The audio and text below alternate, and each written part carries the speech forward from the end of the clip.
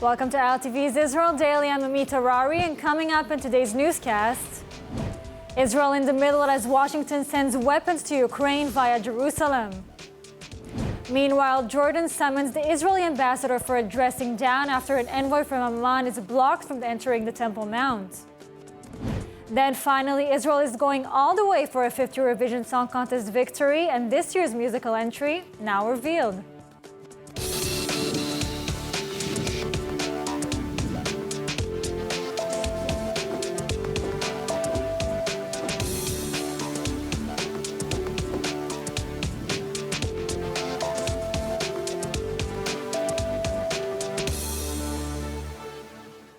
Israel potentially getting into hot water with Moscow now as the United States decides to ship weapons to Kiev via Jerusalem. ILTV's Aaron Porras reports. A New York Times report now confirmed by Israeli and U.S. officials indicating that American weapons stockpiles placed in the Middle East are now en route to Ukraine for its defense against Russia's invasion. Up to 300,000 artillery shells are being moved from a massive stockpile in Israel, the weapons belonging to the United States, and are pre-positioned for use in a potential regional emergency. Following cabinet approval, the outgoing Israeli Lapid government reportedly approved the move before leaving office, even as Israel continues to chart a course between assisting Ukraine and not antagonizing Russia. Meanwhile, Ukraine continuing to plead with Israel to provide air defense systems to fight off what they called the Russian genocide. Ukrainian Ambassador Yevhen Kornichuk saying that while Ukraine receives military aid from its partners who call themselves democratic states, Israel is not a part of that. Referring to Israeli humanitarian aid, the ambassador said that Ukraine cannot win the war with bandages and antibiotics. If Israel fails to provide weaponry, it will be difficult to protect human life. A message echoed just days earlier by Ukrainian President Zelensky. Чи можна зупинити російський терор? Так. Чи можна зробити це якось інакше, ніж на полі бою в Україні? На жаль, ні. Це можна і треба зробити на нашій землі, в нашому небі, у нашому морі. Що для цього потрібно? Та зброя, яка є на складах у наших партнерів, і якою так очікують наші воїни. Будь-які умовляння або час, який просто спливає, не здатні зупинити терористів, які методично вбивають наших людей ракетами, купленими в Ірані дронами, своєю артилерією, танками і мінометами. Увесь світ знає, що і як здатне зупинити тих, хто сіє смерть. And joining us now with more on the U.S. arms shipment to Kiev via Jerusalem is expert on USIsrael Relations from Bar-Ilan University and research fellow at the Jerusalem Institute for Strategy and Security, Professor Eitan Gilboa. Professor, until now, Israel has kind of been straddling the fence, providing humanitarian aid to Ukraine, but not weaponry, so not to cross Russia. And now American artillery stockpiles in Israel are shipping off to Kiev. Does that in any effect change the Israeli status as an arms supplier to Ukraine? No. There has no change in Israeli attitude or policy towards the war in Ukraine. We are talking about American stockpiles in Israel. These are American munition and not Israeli munition. The United States does not have to ask any permission from Israel to use these munitions, which are being stored in Israel for American use in Middle Eastern conflicts. It is the other way around. If Israel wants to use these stockpiles, it has to ask for American permission.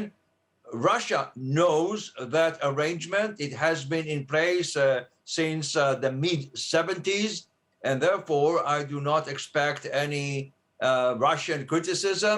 And if there is going to be one, it is irrelevant to the situation in this particular case. And Professor, what would it take for Jerusalem to finally take a side and provide Ukraine with the military aid they're requesting? If you're saying we need permission from the U.S. for everything. Well, yeah, Israel has been walking on a tight rope on the Ukraine war. On the one hand, it's obvious that Israel is on the side of the West because it automatically opposed the Russian invasion and occupation of certain areas in Ukraine. On the other hand, due to the Russian military presence in Syria and the need to coordinate, not asking for any permission, but to coordinate policies, especially military operations inside Syria against Iranian attempts to build another front against Israel. So Israel has been playing a very cautious policy. In the previous government, the Prime Minister Bennett was very, very cautious. Lapid supported more the West. Now we have a new government. Netanyahu has good relations with both Putin and Zelensky, but there is no indication whatsoever for any change. And if there is any change, perhaps the two sides may ask for another Israeli mediation attempt. Now, further on that, in the past, Prime Minister Benjamin Netanyahu had a close working relationship with President Putin, but that was before the war. What will that relationship look like right now in the future? Netanyahu had a conversation with Putin. Putin congratulated him for the establishment of his new government.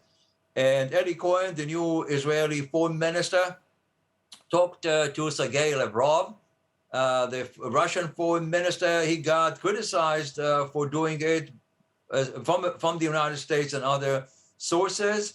I think the new government, the new Israeli government, is now working on or trying to formulate a position toward what could be the next phase in the war. Because right now, the war in Ukraine is like a war of attrition.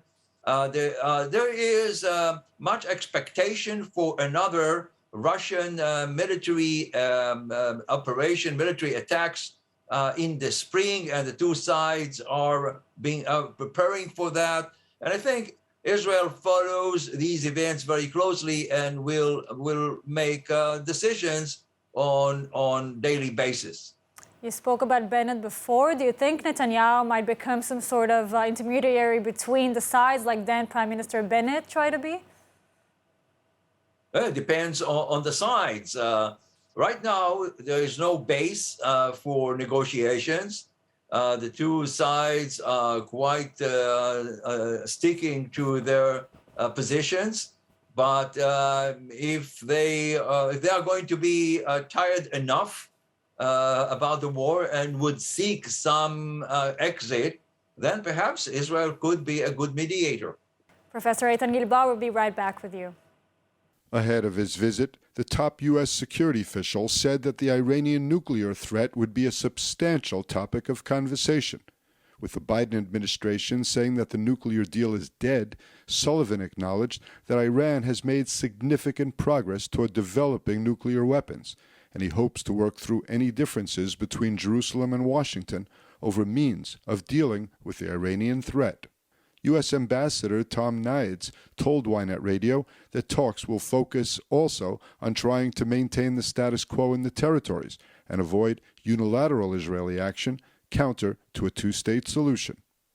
We'll also be pushing them and aggressively about issues around status quo in Temple Mount and making sure that we don't lose the vision of a two-state solution, which means limiting growth and settlements in the West Bank. Prime Minister Benjamin Netanyahu and Israeli National Security Policy Head Tzachi Hanegbi emphasized that talks with the U.S. will mostly focus on Iran. Hanegbi said that Israel could take military action against Iran if the world turns its back on the Jewish state. If abandoned, said Hanegbi, Netanyahu will attack Iran's nuclear facilities. And now returning to speak with us on Israel-U.S. relations is Professor Eitan Gilbar from the Bar-Ilan University and the JISS. Now, Professor, U.S. Security Chief Jake Sullivan is arriving for his first talks with the Netanyahu government. And unlike the recent past, it seems that both Washington and Jerusalem agree that the Iran nuclear talks are pretty much dead. What would be the plan moving forward? This is the main issue. Since the deal is dead, the question is, what would be the next step? Does the United States have Plan B in order to deal with the issue? Because 3 American presidents have promised that Iran will not become a nuclear power. Iran, in the next few months, has been accelerating its path to a nuclear weapon. So I guess this is going to be the main issue on the part of Israel. I think that on the American side, Iran is an issue, but also relations with the Palestinians. The United States is worried about the more extreme elements in Netanyahu's coalition who would like to change the status quo both on the Temple Mount as well as in the West Bank. And Ambassador Knight speaks of Prime Minister Netanyahu as though he's the responsible adult in the Reichman government. Is the Prime Minister likely to appease the Americans at risk of alienating his own coalition partners? This is a very sensitive issue. It is obvious that there is no chance whatsoever for negotiations right now between Israel and the Palestinians. There's nobody to talk with the Palestinians. But the United States would like to keep the option of the two-state solution in place, and they have heard statements by Smotrich and Ben Gvir on their wish to change the status quo in the West Bank, and therefore they will tell Netanyahu not to do it.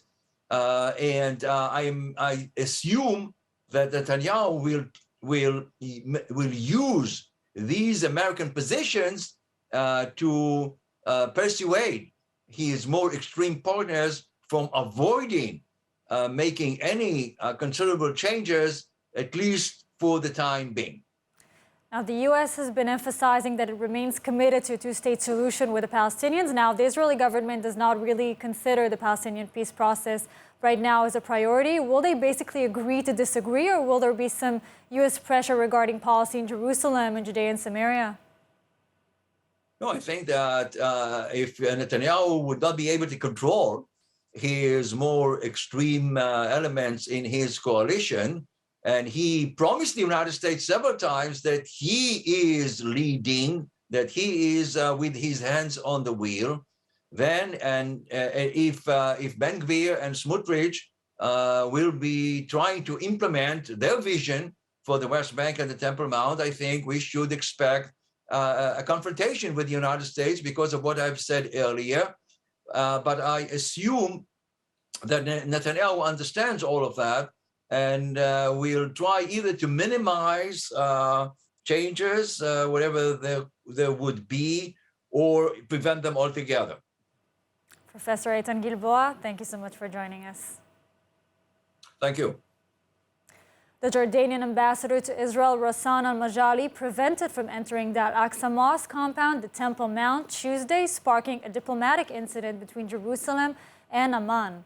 The Jordanian Foreign Ministry claiming that al-Majali was allegedly refused admission to the Temple Mount, and it later summoned Israel's envoy Eitan Serkis, handing him a letter of condemnation. However, according to Israeli police and reports from Jordan, rather than forbidding him entry, police delayed him for a short while since he hadn't scheduled the visit beforehand. The police adding that had the envoy just waited another minute, he would have been admitted. And in fact, Jordanian ambassador later returning to tour the Temple Mount, including praying in Al-Aqsa Mosque, without incident. Critics therefore accusing al-Majali for provocation and intentionally trying to drum up conflict with Jerusalem. Meanwhile, later on Tuesday, Israeli Foreign Minister Eli Cohen rejecting a request from dozens of nations that Israel stop its sanctions against the Palestinian Authority following Ramallah's demand that the Jewish state be investigated by the International Court of Justice. This while Cohen asking the international community to take action against Palestinian incitement, while he claims supports terrorism. A Palestinian gunman was shot and killed by security forces near Khalkhul after shooting at Israeli troops. The terrorist was an officer in the Palestinian Security Services, and ILTV Steve Leibovich has the story. The latest terrorist incident in the territories involved an officer in the Palestinian Security Services who targeted Israeli troops. Palestinian media identified the gunman as 40-year-old Hamdi Abu Daya, who was suspected in several recent shooting attacks near the town of Khalkhul. The incident was quick. The gunman arrived at a checkpoint firing at soldiers. They immediately returned fire and neutralized him. The IDF says he was carrying a makeshift Carlo submachine gun. No soldiers were injured. On Sunday, Abu Deya fired at a bus carrying civilians on Route 60. A bullet struck a window near the driver's seat, but there were no injuries. In recent weeks, there have been a spate of targeted shootings at military outposts and troops operating along the West Bank security barrier. This, as the Israeli anti-terror operation continues. The operation has netted more than 2,500 arrests in nearly nightly raids. More than 170 Palestinians were killed in 2022, and an additional 15 were killed since the start of the year. 10 Palestinians were arrested in overnight clashes. Responding now to the Hamas terror group's cynical hostage video, Israeli Prime Minister Netanyahu confirming that Jerusalem does believe the video to be authentic. But authentic or not, defense experts warning the world not to be sucked into playing Hamas game. ILTV's Aaron Pores with the details. Israeli Prime Minister Benjamin Netanyahu on Tuesday saying that Avera Mengistu, an Israeli civilian kept captive for over 8 years in Gaza by the Palestinian Hamas terror group, is alive. And with this, Netanyahu essentially confirming the government's view that the hostage video released by Hamas is considered to be legitimate. After being briefed on the issue, Netanyahu reiterating that Israel does not stop efforts to return Avera Mengistu and the other captives and missing persons, and that this is a young man not in good health, and responsibility for his fate rests entirely with Hamas. Still, it's unclear from when the video was taken, despite Hamas spokesperson Hazem Qassem saying that it was filmed in recent weeks. Additionally, Israeli military spokesperson Ran Kochav seemingly contradicting Netanyahu, saying that it's too early to determine if the video is real, and that in any case, the video is a manipulation by Hamas, which has been holding Israeli civilians in bad health for almost 9 years.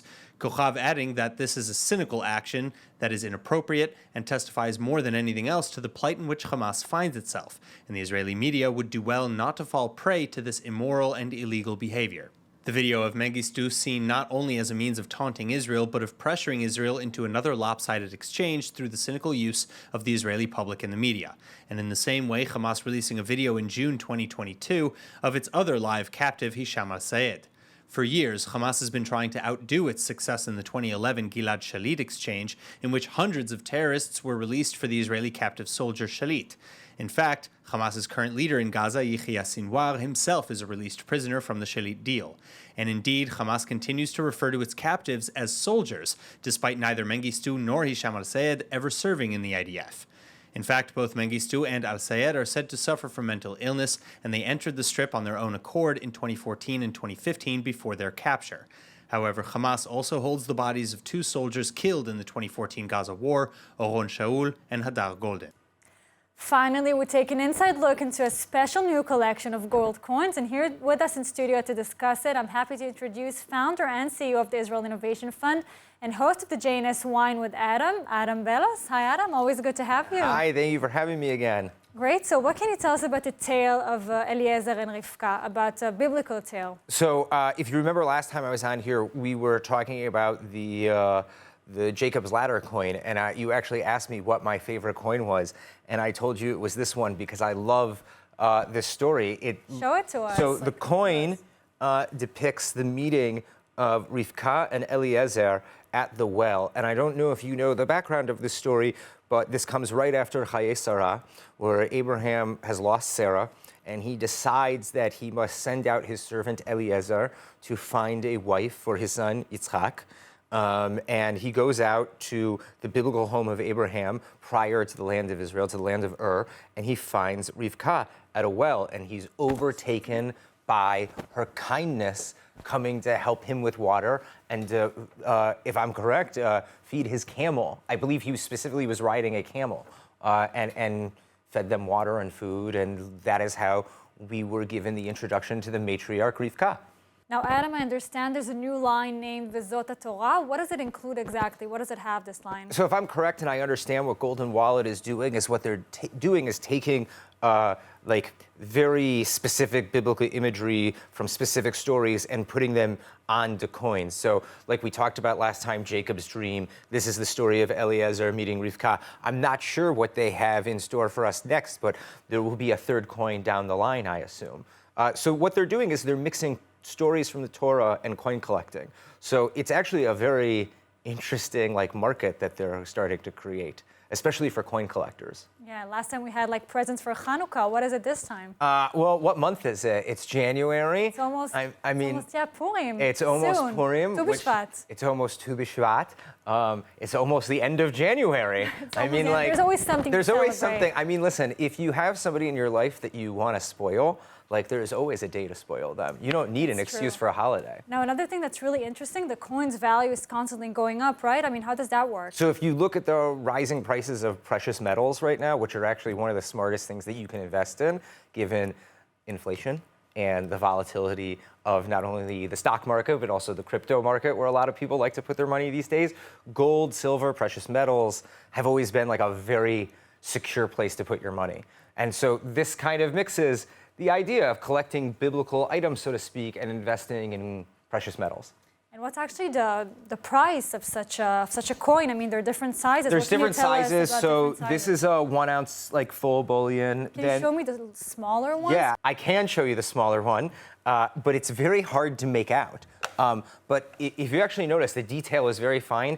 And one of the things that I told you the last time I was on was that the coin that I was presenting was not my favorite coin because I thought that this specific coin just had so much more detail. I don't know if you look at the palm tree in it and you look at the stones in this coin. The bigger one is just a little bit easier to see, but there's two versions of the coin, both in silver and in gold. So you have a 1 ounce silver, a 1 ounce gold, a 0.25 ounce gold, and a 0.25 ounce silver. The smaller gold one goes for about $380, if I'm correct. The smaller silver one goes for about $180, $187. And then the bigger silver goes for a little bit more than $1,800. And the bigger gold one, which is my favorite, not just because it's bigger and not just because it's gold. Bigger and it's more expensive. Forget more expensive. When you're talking about precious metals, you want to put as much money into one thing as you can. So buying a small coin isn't a bad thing. It's a great way to park money, but I just love the bigger gold coin. I just think it's beautiful. And it goes for about $3,800, give or take maybe $50, $60. I can't remember the exact price off the top of my head. Sounds really like a great investment. Where can we get it, actually? So if you go to goldenwallet.co.il, you can order a coin. They have a lot more coins other than just the specific one that you see here. And I mean, listen, if you have a young person that's like gonna have a bar mitzvah soon, you know, I mean, like, this is a great bar mitzvah present because it's something Jewish or something biblical, depicting a biblical story, and it's a great investment. Like, it would also be a great gift, believe it or not, for a new young couple that's just getting married. It's a nice, small investment if you're willing to spend that kind of money on somebody. It's a really special gift. Adam Velos, thank you so much for joining us. Thank you for having me. Like always. And it's almost here. The song representing Israel in the coming Eurovision Song Contest in Liverpool officially announced, and it's called Unicorn. The song was created by known musicians Doron Medali, Mai Sfadia, Inon Yahel, and international Israeli superstar Noa Kirel herself, who will be representing Israel in the competition. Sources listening to the song saying that it speaks about female empowerment and that it's mostly sung in English, but there are also some Hebrew words.